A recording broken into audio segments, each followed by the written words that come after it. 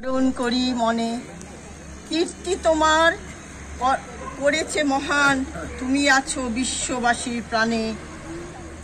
প্রতি বছর তোমার জন্মদিন 25শে বৈশাখ আসে ঘুরে ঘুরে। পূজিত হও তুমি বিশ্ববাসীর চিন্তা চেতনা হৃদয় মন্দিরে।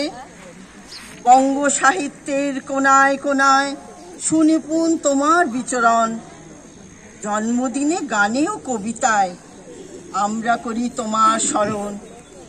তোমার সৃষ্টি সবই যেন প্রভামান অসীম অমৃত ধারা।